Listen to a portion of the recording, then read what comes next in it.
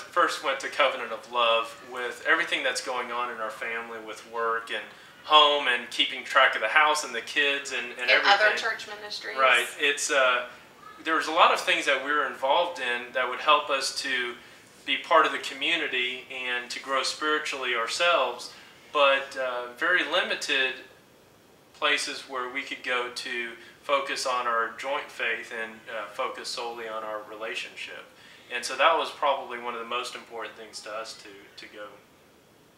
Yeah, at the Covenant of Love, it was just so wonderful to take the time, like John said, focusing on one another, but really focusing on God's plan for our marriage, learning how to step outside of ourselves and really serve one another the way God intends for us to.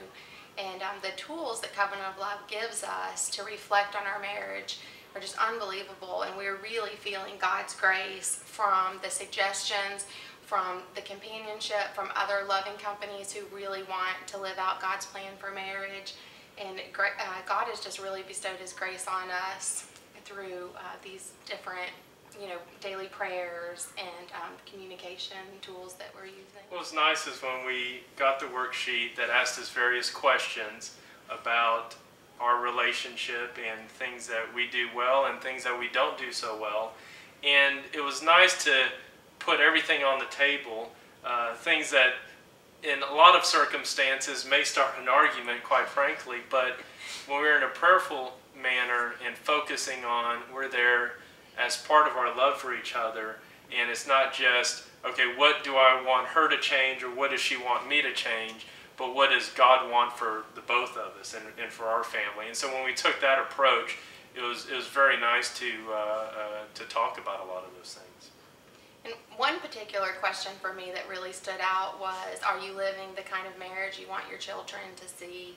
And it really jumped out to me because I think we do have a happy, loving family, but sometimes we have moments where I treat John in a manner that I wouldn't want Jack or John Thomas's future wife to treat them, or for Madeline to experience or to treat her husband that way.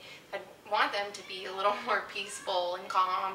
And so really reflecting on that and praying about that has been a blessing, not just to our marriage, but to our entire family. We have not. It reminds me of when we went to Engaged Encounter. We loved it. And yeah, that was awesome. But nothing really out there other than going to Mass and fellowship and witnessing other couples in the parish community.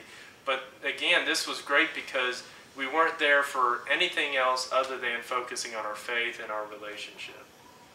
Most of the ministries that I've ever been involved in are for women specifically, or maybe the equivalent for men within the church or for children. And so having a ministry to serve marriage and to really teach us God's plan for marriage so that we can live out His plan has just been beautiful for us.